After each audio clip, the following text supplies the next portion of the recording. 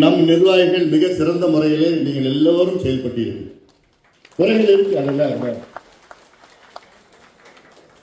அதில் தேர்தலுடைய கருத்துக்கள், கணிப்புகள், புள்ளி விவரங்கள்லாம் அதெல்லாம் நமக்குள்ள நம்ம பேசிட்டு இருக்கோம். இன்னைக்கு நம்ம அடுத்தது என்ன செய்ய போறோம்?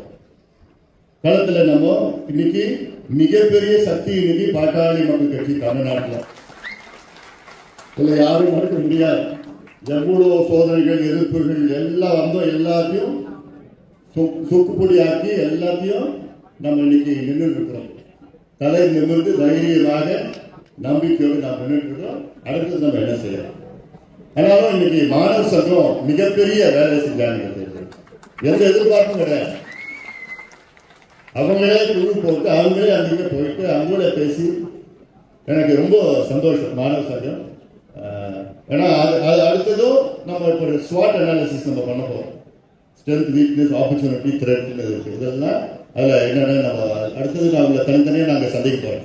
மாணவர் சங்கம், இளைஞர் சங்கம், இளைஞர் ஊடக பேரவை, மகளிர் சங்கம், இளம்பெண்கள், இதெல்லாம் நான் தனித்தனியாக சந்திக்க போகிறேன். அடுத்த வாரம் நம்மளுடைய கட்சியினுடைய அத்துணை ஒன்றிய நிர்வாகிகளை நான் சந்திக்க போகிறேன்.